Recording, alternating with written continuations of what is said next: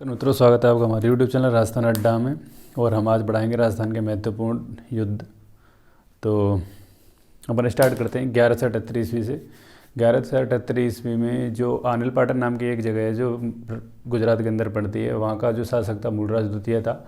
तो मूलराज द्वितीय और मोहम्मद गौरी के बीच जो युद्ध होता है, तो इसमें मोहम्मद गौरी विजयी रहता है और मूलराज द्वितीय को हार का सामना करना पड़ता है।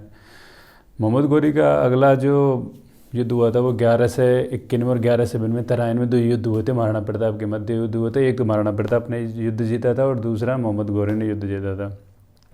अगला युद्ध मोहम्मद गौरी से 1194 ईस्वी में हुआ था, जो चंदावर के युद्ध के नाम से जाने जाते हैं, जो जयचंद और मोहम्मद गौरी के युद्ध हुआ था।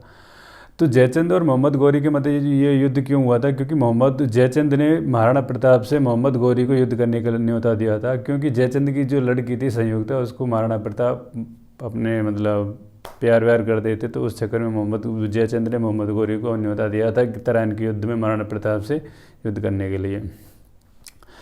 उसके बाद 1301 ईस्वी में अलाउद्दीन खिलजी और हम्बीर देव के मध्य रणथंभौर का जो प्रथम सागा के नाम से जाना जाता है वो राजस्थान में हुआ था। 1301 ईस्वी के युद्ध हम्बीर देव को पराजय का सामना करना पड़ा था और यहाँ का जो प्रथम सागा हुआ था राजस्थान का प्रथम सागा के नाम से जाना जाता है 1301 ईस्वी के अंदर। अगला जो साका हुआ था वो 1303 ईस्वी में हुआ था। वो महाराणा रतन सिंह और अलाउद्दीन खिलजी के मध्य हुआ था। फिर इसमें भी अलाउद्दीन की विजय हुई थी और रतन सिंह को हार का सामना करना पड़ा था।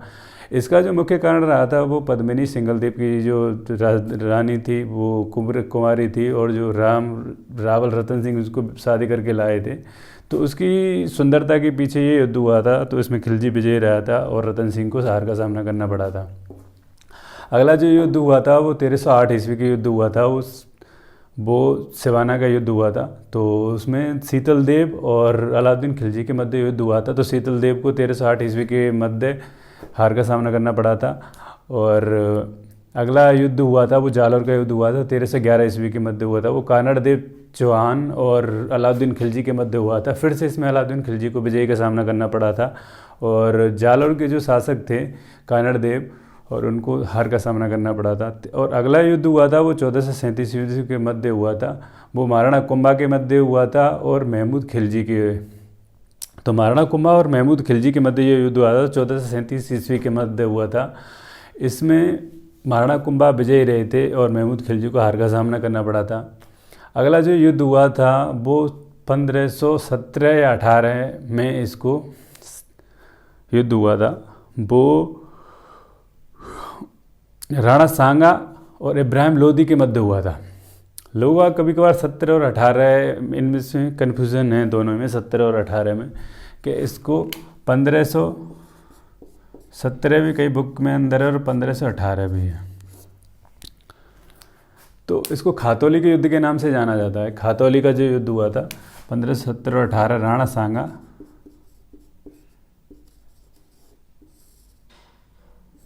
राणा सांगा और इब्राहिम लोदी के मध्य हुआ था। इसमें राणा सांगा विजयी रहे थे। अगला जो युद्ध हुआ था 1519 में गागरोन का युद्ध हुआ था। उसमें राणा सांगा और महमूद खिलजी द्वितीय के मध्य हुआ था। इसमें महाराणा सांगा विजयी रहे थे। अगला जो युद्ध हुआ था 1534 के मध्य हुआ था। 1534 ईस्वी में हुआ था। वो चित्तौड़गढ़ द्वितीय शासक के नाम से भी जाना जाता है। ये बहादुर शाह और विक्रमादित्य के मध्य हुआ था। इसमें विक्रमादित्य को हार का सामना करना पड़ा था और इसमें बहादुर शाह विजयी रहे थे। 1534 जो चित्तौड़गढ़ द्वितीय सागे के नाम से भी जाना जाता है। अगला युद्ध हुआ था वो 1544 में ग्रीष्ममेल के युद्ध के नाम से जाना जाता है। ग्रीष्ममेल का जो युद्ध हुआ था शेरशाह सूरी और मालदेव के मध्य हुआ था।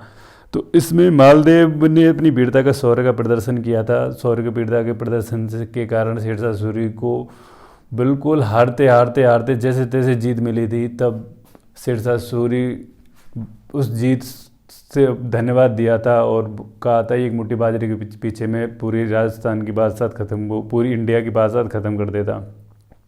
एक छोटे से मुट्ठी भर बाजरे के लिए मैं पूरे भारत की बादशाहत खत्म कर देता। ये कथन ग्रीष्ममेल के युद्ध में 1544 युद्ध में हुआ था, जो शेरशाह सूरी और मालदेव के मध्य हुआ था। अगला जो युद्ध हुआ था 1567 युद्ध में चित्तौड़ के तृतीय साके के नाम से जाना जाता है। चित्तौड़ के तृतीय साके के नाम से जाना जाता है। तृतीय चित्तौड़ का साका जो उदय सिंह प्लस अकबर के बरसे से अकबर के मध्य हुआ था, तो इसमें उदय सिंह को हार का सामना करना पड़ा था, उसको संधि करनी पड़ी अकबर से, और अकबर इसमें विजयी रहे थे। अगला युद्ध हुआ 1576 ईस्वी में 18 जून और 21 जून। दोनों ही डेट इसमें फिक्स नहीं है, क्योंकि एनसीईआरटी इसको 21 जून मानती है और सारी बुकों में 18 जून में लिखा हुआ है।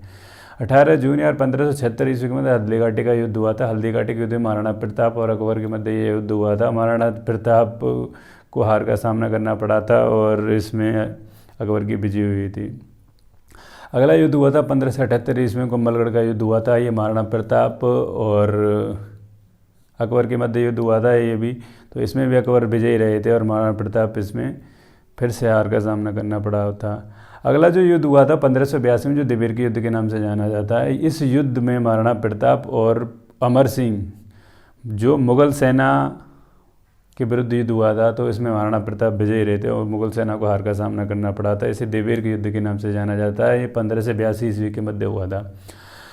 अगला जो युद्ध हुआ था वो 1644 में मतीरेरी राड़ के मध्य हुआ था। ये नागौर के जो शासक थे अमर सिंह थे और बीकानेर के शासक कर्ण सिंह थे। बीकानेर के शासक जो कर्ण सिंह थे उनको हार का सामना करना पड़ा, और अमर सिंह जो नागौर के शासक थे वो मतीरे की राड़, उनका जो आपस का मतीरे का कोई इश्यू था, उस सीमा को लेकर के उसका मथुरा उसकी सीमा में आया था, कुछ ऐसा इश्यू था। तो मतीरेरी राड़ अपन को इतना याद करना 1644 ईस्वी के मध्य युद्ध हुआ था। अगला जो युद्ध हुआ था वो 1659 ईस्वी के मध्य युद्ध हुआ था। उसे दोहराई का युद्ध के नाम से जाना जाता है, जो औरंगजेब और दारा सिकोहा के मध्य युद्ध हुआ था। ये उत्तराधिकारी का युद्ध चल रहा था उस टाइम पे, ये औरंगजेब और दारा सिकोहा, तो इसमें दारा सिकोहा को हार का सामना करना पड़ा और औरंगजेब इसमें विजयी रहे थे। अगला जो युद्ध हुआ था वो 1733 ईस्वी में मंदसौर का युद्ध के नाम से जाना जाता है। वो जय सिंह और मराठा के मध्य युद्ध हुआ था, जिसमें मराठा विजयी रहे और जय सिंह को हार का सामना करना पड़ा था। अगला जो युद्ध हुआ था वो 1747 ईस्वी का युद्ध हुआ था। ये जो युद्ध हुआ था ये वो ईश्वरी सिंह और वर्सेस माधो सिंह, उदयपुर की सेना, और राजमहल टोंक में 1747 राजमहल टोंक में अंदर ईश्वरी सिंह और माधो सिंह में हुआ था। माधो सिंह की तरफ से उदयपुर की सेना और कोटा की संयुक्त सेना लड़ रही थी, तो इसमें ईश्वरी सिंह विजयी रहे और माधो सिंह को हार का सामना करना पड़ा था। 1761 ईस्वी में बंटवाड़ा के युद्ध के नाम से जाना जाता है। जो ठाकुर शत्रुसाल कोटा के जो शासक थे और माधो सिंह जयपुर के शासक के, दोनों के मध्य युद्ध हुआ था। तो इसमें शत्रुसाल जो कोटा के शासक है वो विजयी रहे थे। वो 1761 ईस्वी में बंटवाड़ा के युद्ध के नाम से जाना जाता है। कई एग्जाम में आया भी है, और युद्ध सारे ही ये जो मैंने बताए सारे एग्जाम में आए हुए युद्ध बता रहा हूँ मैं सबको। बंटवाड़ा का युद्ध हुआ था वो 1761 ईस्वी के मध्य हुआ था। अगला जो युद्ध हुआ था 1807 ईस्वी के मध्य हुआ था, जो कृष्णा कुमारी विवाद के नाम से जाना जाता है। तो इसमें जगत सिंह द्वितीय जयपुर के शासक थे और वर्सेस मान सिंह थे जो राठौड़ थे और जोधपुर के शासक थे। दोनों के मध्य कृष्णा कुमारी था जो मेवाड़ की राजकुमारी थी, उसको लेके विवाद हो गया था। 1807 में ये युद्ध हुआ था, तो इसको कृष्णा कुमारी युद्ध के नाम से भी जाना जाता है। इसे गिंगोली का युद्ध भी बोलते हैं, गिंगोली का युद्ध के भी बोलते हैं इसको। 1810 में कृष्णा कुमारी को अमेरिका के पंडारी टोंक के जो शासक थे उनको कहने पर, दोनों में क्योंकि दोनों ही शासक मौजूद थे, दोनों लड़ने में अच्छे थे, तो दोनों की रार बुझाने के लिए अमेरिका पंडारी ने मेवाड़ के शासक को बोला था वो अपने राजकुमारी को जहर दे दे, तो वो 1810 में उसको जहर दे के कृष्णा कुमारी को मार दिया था। अगला जो युद्ध हुआ था वो 8 सितंबर 1857 ईस्वी में युद्ध हुआ था। वो बिथोड़ा के युद्ध के नाम से जाना जाता है, जो ठाकुर कुशाल सिंह और अंग्रेजी सेना और जोधपुरी सेना, तो इसमें ठाकुर कुशाल सिंह विजय रहे और क्रांतिकारी थे। ठाकुर कुशाल सिंह के साथ में तो ठाकुर कुशाल सिंह और क्रांतिकारी विजय रहे थे। अगला जो युद्ध हुआ था चैलवास का युद्ध हुआ था। चैलवास का युद्ध 18 सितंबर 1857 को युद्ध हुआ था।